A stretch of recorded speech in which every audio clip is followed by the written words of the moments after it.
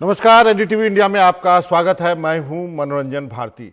आज चर्चा करेंगे, एक ट्रेजेडी हुई है। कुछ दिनों पहले टाटा सन्स के पूर्व चेयरमैन साइरस मिस्त्री का एक रोड एक्सीडेंट में निधन हो गया। वो कार के पिछली सीट पर बैठी हुई थी, बहुत महंगी गाड़ी थी। और इस चीज़ों पर बातचीत करने के लिए हमारे साथ एनसीपी की सांसद सुप्रिया सुले जी हैं। सुप्रिया जी, आपका बहुत बहुत शुक्रिया, आपने वक्त निकाला एनडीटीवी से बातचीत करने के लिए। मैंने आपके जितने सोशल मीडिया हैंडल्स देखे हैं और या फिर जितने भी आपने पोस्ट किए इंस्टाग्राम पे और बाकी जगहों पे, हर जगह मैंने देखा कि साइरस मिस्त्री के साथ आपकी तस्वीरें हैं। आप उनके फ्यूनरल में जाने वाली एकमात्र पॉलिटिशियन थी, जहां तक मुझे जानकारी है। आपने इस दुर्घटना में अपना एक पर्सनल फ्रेंड छोड़ा है। साइरस मिस्त्री के बारे में क्या कहना चाहेंगे, कैसे याद करेंगे उनको? साइरस मेरा दोस्त भी था, मेरा भाई भी था। एक बहुत प्यारा रिश्ता रोहिका और साइरस के साथ मेरे पति सदानंद और मेरा बहुत दशकों से ये नाता है हमारा। हमारे बच्चे ही एक स्कूल में पढ़े, तो बहुत सारी यादें मैं कह भी नहीं पा रही हूँ कि मुझे इन पास्ट टेंस साइरस के बारे में बोलना पड़ रहा है। It's unreal. मुझे अभी भी सच नहीं लग रहा है। कल भी मुझे लग रहा है कि वो उठ के मेरे से बात करने लगेगा, but it's shocking and it's very tragic. Cyrus मिस्त्री के निधन के बाद से रोड सेफ्टी जो है एक बार फिर से मुद्दा बन के उभरा है। साइरस जो है वो अपनी कार के पिछली सीट पे बैठे हुए थे, सीट बेल्ट उन्होंने नहीं लगाया था, जिसके वजह से जो है वो एयर बैग नहीं खुला। अब सरकार का कहना है कि वो नियम बनाएगी कि पिछली सीट पे बैठने वाले भी जो है वो सीट बेल्ट पहने, उस नहीं तो जुर्माना है अभी, लेकिन कोई पालन नहीं करता है। साथ ही गाड़ियों से भी कहा जाएगा, जो मैन्युफैक्चर है, कि वो जिस तरह आगे वाले नहीं पहनते हैं सीट बेल्ट, वो बीप सिस्टम वहां पीछे वाले सीट पे भी हो। तो आपको लगता है कि ये सब करना जरूरी था, पहले ही कर दिया जाना चाहिए था? ओ बिल्कुल। मैं गडकरी जी को सुबह ही मैंने उनको ट्विटर पे आभार माने, क्योंकि जो मुझे जो उन्होंने किया था। बिकॉज मैं एक बात कहूँ, आप सबको लगता है कि हम पार्लियामेंट में सिर्फ झगड़ा करते हैं, ऐसा नहीं है।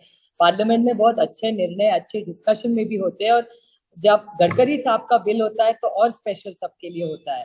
और जब भी वो अच्छे सुझाव लाते हैं, हम सब राजनीति को एक तरफ रख के देश के हित में लिए, नागरिकों के हित के लिए हमेशा हम एक साथ में, हम सब सांसद खड़े रहते हैं। और जब जब रोड सेफ्टी के बारे में बात होती है, हम सब का एक ही मत होता है कि सेफ्टी फर्स्ट। लेकिन मैं आपको बताऊं, हम हमारी सोचने की क्या, मैं हमेशा थोड़ा कंफ्यूज भी रहती हूँ, क्योंकि हम जब कहते हैं लेकिन करते नहीं है। और सेफ्टी के बारे में हम लोग बहुत कैजुअल रहते हैं। मैं खुद से बताऊं, मैं खुद आज तक तो कभी नहीं बेल्ट लगाई। जिस दिन साइरस का एक्सीडेंट हुआ और मैं निर्वाचन क्षेत्र में थी और रात को वापस आ रही थी वापस, उस दिन मेरे दोस्त ने मुझे फोन करके बोला कि अगर तू रात को आ रही है तो बेल्ट लगा के आएगी, मुझे प्रॉमिस कर, नहीं तो मैं आने नहीं दूंगी। तब मैंने पहली बार शायद इंडिया में बेल्ट लगाया होगा। एक बात तो ये मेरी गलती है। और दूसरी बात, सिर्फ हम गाड़ियों की बात करें, टू व्हीलर की क्यों नहीं बात कर रहे हम? टू व्हीलर पे हम लोग घूमते हैं, तब हेलमेट कितने लोग पहनते हैं? मैं खुद का उदाहरण दूं आपको। जब कहीं लेट हो जाता है किसी फेस्टिवल में जाने में, तो कार्यकर्ता बोलता है ताई बैठ जाओ। अब मोटरसाइकिल पे चढ़ते, गाड़ी छोड़ देते हैं।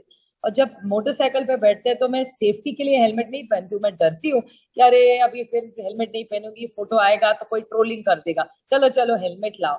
तो देखो मेरी सोच भी कैसी गलत है कि मैं ट्रोलिंग के से डरती हूँ लेकिन सेफ्टी का नहीं सोचती। ये हमारा माइंडसेट ही जो है वो गलत है, और उसमें बदलाव लाने की बहुत ज्यादा जरूरत है। उसकी शुरुआत मैं खुद से करने वाली। दरअसल दिक्कत यह है कि हमारी आदत नहीं होती है सुप्रिया जी, जो पीछे बैठे वो सीट बेल्ट लगाए, कभी आदत रही नहीं। और आपको बताऊं तो बिहार वगैरह में, यूपी वगैरह में तो आगे वाला सीट वाला भी सीट बेल्ट नहीं लगाता है। आप लोगों से क्या अपील करना चाहेंगे?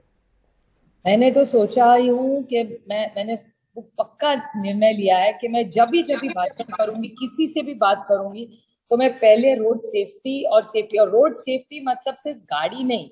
आप जब पैदल चलते हैं, मैं छोटी छोटी चीजें आपको बताओ। हम लोग जब वॉक करते हैं तो मोबाइल पे बात करते हैं, मैसेजिंग करते हैं। आप रास्ता क्रॉस कर रहे हैं, मैसेज बाद में नहीं कर सकते। ये बहुत छोटी छोटी चीजें होती है, लेकिन जब साइरस और जहांगीर जाने के बाद हम लोग इस बारे में बात करते हैं। तो मेरे ख्याल से आप चल भी रहे हो, साइकिलिंग कर रहे हो, मोटरसाइकिल पे हो, रेलवे में हो, ट्रेन में हो, कहीं भी हो जहां you are in motion, in movement, you have to be alert.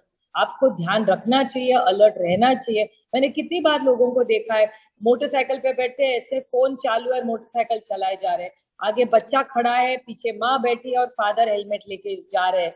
ये कितनी बार इंडिया में हम सब ने देखा है। ट्रिपल सीट, 4-4 बच्चे बिना हेलमेट के मोटरसाइकिल पे जा रहे हैं। एक एक्सीडेंट होता है तो हम लोग सोचते हैं नहीं नहीं बदलाव लाना है, लेकिन हम बदलने वाले हैं या नहीं? और ये डेटा नहीं है, ये लोगों की जिंदगी है।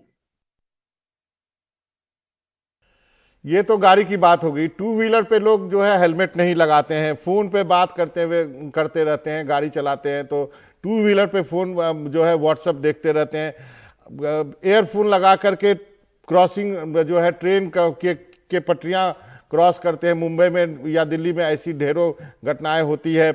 आपके मुंबई के लोकल ट्रेन की हालत देख लीजिए, वहां भी इतने सेफ्टी इशू के बारे में वहां भी बात करने की जरूरत है। बिल्कुल सही आप बोल रहे हैं। आप, अरे मैं तो बोलती हूँ रास्ता क्रॉस करते हुए भी बच्चे आप देख रहे हैं, बूढ़े सीनियर्स भी, हम आप और मेरी तरह के लोग, किसका फोन आया और हम लोग वॉक कर रहे हैं, फटाक से हम लोग फोन उठा लेते हैं। आप क्रॉस करके फोन उठाइए ना। इमरजेंसी और अर्जेंसी क्या है कि किसी का व्हाट्सएप आया तो 2 सेकंड में जवाब देना कंपलसरी है क्या? बट ये चीजें कब हम सब सोच रहे हैं? जब साइरस और जहांगीर की मौत होने के बाद। तो जब तक कोई बड़ा धक्का नहीं लगता हम लोग नहीं सुधारेंगे। और इसीलिए, और इसमें कंसिस्टेंसी, एक हफ्ते में सब अपने लाइफ में बिजी हो जाएंगे, फिर ये सब आदतें भूल जाएंगे। तो सेफ्टी को हम इंडियंस बहुत लाइटली लेते हैं, बहुत ज्यादा टेकन फॉर ग्रांटेड है। ये गलत है और हम सब में, और इसीलिए मैं कह रही हूँ कि इस पे शुरुआत मुझे खुद करनी पड़ेगी। दूसरों को सिखाने के पहले you to practice what you preach. मैंने खुद तय किया है कि जब मैं वॉक करूंगी फोन पे नहीं बात करूंगी। ये सब तो ठीक है, लेकिन स्कूल बस आपने देखा होगा किस तरह से छोटे छोटे जो है वैन में बच्चे ठूस करके भेजे जाते हैं। ये एक बहुत सेंसिटिव मुद्दा है, लेकिन हम सब जानते हैं, रोज देखते हैं, लेकिन कुछ नहीं कर पाते। हम चाहते हैं सरकार ही कुछ करे। नहीं नहीं, बिल्कुल। मेरे निर्वाचन क्षेत्र में उस दिन मैं घूम रही थी, पूना से निकल ही रही थी मैं, और जब मैं निकल रही थी तो एक छोटी सी वैन थी जिसमें 6 बच्चे भी नहीं बैठे, उसमें 18-20 बच्चे ठूस ठूस के, आप बोल रहे जैसे वैसी ऐसे जा रहे थे। मैं तो डर रही थी कि सांस भी लेके नहीं, तो इसलिए मैंने रोका। फिर उससे काफी मैंने डांटा, लेकिन डांटा बोला नहीं नहीं ताई मैं कल से ठीक करूंगा। और मैंने स्कूल को भी कंप्लेन की, लेकिन आगे क्या हुआ, कंसिस्टेंटली आगे ले जा रहे कि मैंने डांटा तो 15 दिन ठीक हो गया, फिर से जैसे थे। तो इसीलिए मैं आपको सिर्फ इतना कहना चाहती हूँ कि हम लोग ये सीरियस नहीं ले रहे हैं। हम लोग एडवाइस दे रहे हैं, गाड़ियां अच्छी ले रहे हैं, रास्ते अच्छे बन रहे हैं, लेकिन इसमें सबसे इम्पोर्टेंट सेफ्टी है। सेफ्टी के बारे में हम लोग नहीं सोच रहे। कई बार ये भी होता है कि लोग गाड़ी लेते हैं तो उतना सेफ्टी इश्यू को ध्यान में नहीं देते हैं, पैसे को ज्यादा इंपॉर्टेंस देते हैं, बोलते हैं 6 एयर बैग और 8 एयर बैग की क्या जरूरत है। तो आपको लगता है कि इस पर भी लोगों को संवेदनशील करने की जरूरत है? हाँ बिल्कुल सही है। क्योंकि सेफ्टी के लिए हम लोग सोचते ही नहीं है ना। आप लोगों, कोई हेलमेट पहन के साइकिल करे तो भी लोग हंसते हैं, अरे चाचा तुम हेलमेट पहन के साइकिल करते हो, इसमें हंसने की कौन सी बात है? अच्छी बात है ना, आपने कॉम्प्लीमेंट करना चाहिए कि अरे वाह तुम करते हो। लेकिन हम लोग सेफ्टी बहुत लाइटली लेते हैं, बहुत ज्यादा लाइटली। कुछ साल पहले गोपीनाथ मुंडे की जो है दिल्ली में रोड एक्सीडेंट में मौत हो गई थी, और उसके बाद साइरस मिस्त्री दूसरे ऐसे बड़े आदमी हैं जिनके रोड एक्सीडेंट में मृत्यु के बाद एक बार फिर से रोड सेफ्टी जो है वो लोगों के जेहन में आया। लेकिन मुझे नहीं लगता कि गोपीनाथ मुंडे और साइरस मिस्त्री के रोड एक्सीडेंट में मौत के बाद के बीच में कुछ ज्यादा कुछ हुआ नहीं है। हम एक बार फिर आज चर्चा कर रहे हैं, कल फिर हम भूल जाएंगे। क्या आपको उम्मीद है कि मंत्रालय, पुलिस, हमको, आपको, सबको मिलकर कुछ करना होगा तभी कुछ बदलाव हो पाएगा? कि थोड़ी जिम्मेदारी है, सामाजिक परिवर्तन हम भी लेने चाहिए। मैं सरकार पे सब नहीं बोलूंगी। अगर मैं गाड़ी में बैठूं तो मेरी भी कोई जिम्मेदारी है नहीं। गडकरी साहब ने बोला है बेल्ट लगाओ, तो मैंने भी लगाना चाहिए ना। मतलब सरकार उनकी तरह से कोशिश कर रही है, और ये पार्टी का मसला नहीं है, ये समाज का मसला है। तो मेरी सबसे विनती है कि ये लाइटली ना ले, और हम सब ने we have to lead by example. मैं आज आर पाटिल का आपको उदाहरण दूं। आर हमारे डेप्यूटी सीएम थे, होम मिनिस्टर बहुत साथ रहे, और आप उनका कोई भी गाड़ी का फोटो लेके वो आगे बैठते थे, उनकी शीशा नीचे हुआ करता था गाड़ी का, और वो बेल्ट लगा के बैठते थे। ही लेड बाय एग्जाम्पल। तो हम लोग आरआर को, मैं भी, मुझे याद है, मैं तो चिढ़ाती, आबा क्या बेल्ट वेल्ट लगा के घूमते हो, मैं भी देखो इतनी एजुकेटेड हूँ, क्या काम का उस एजुकेशन की, मैं भी ऐसा बुद्धू की तरह बिहेव कर ली थी। गलत है, ये मेरी गलती है, मैं मानती हूँ कि हम लोग सीरियस नहीं है इस मामले में, बट लेकिन अभी मुझे आरआर का याद है कि ही लेड बाय एग्जाम्पल। सो अगर हम लोक प्रतिनिधि है, हम लोगों को रिप्रेजेंट करते हैं, तो पहला सुधार हमें लाना चाहिए। तो हम हर सांसद ने, हर एमएलए ने, हम सब ने, हम विधायक ने, हम सब ने पहली चीज करनी चाहिए कि हम सब हमारे निर्वाचन क्षेत्र में जाएंगे तो हम सब ने बेल्ट लगाना चाहिए। और मैं खुद आज भी, मैं पहली बार बॉम्बे में भी बेल्ट लगाई, मुझे हंसी आ रही थी मेरे पे से, देखो साइरस और जहांगीर के बाद मैं बेल्ट लगाने लगी। मेरे गाड़ी में पहले से बेल्ट है, मैंने कभी नहीं लगाया, आज फर्स्ट टाइम लगाया बॉम्बे में भी। सुप्रिया जी, आपका बहुत बहुत शुक्रिया, आपने इस मुद्दे पर बात करने के लिए वक्त निकाला। बहुत बहुत धन्यवाद। मैं आपको भी विनती करती हूँ कि जब भी आप कुछ करें तो आप भी, एनडीटीवी तो बहुत करती है अच्छा काम इस बारे में, लेकिन अब सब में एक सामाजिक परिवर्तन की तरह इसके खिलाफ हम सब ने लड़ना चाहिए और ये जीतना चाहिए। हर घर का, वो हाई प्रोफाइल और लो प्रोफाइल हो, लेकिन किसी के घर में कोई आदमी या कोई भी मेंबर जाता है तो वो हाई और लो प्रोफाइल नहीं होता, वो बड़ा लॉस होता है। बहुत बहुत धन्यवाद।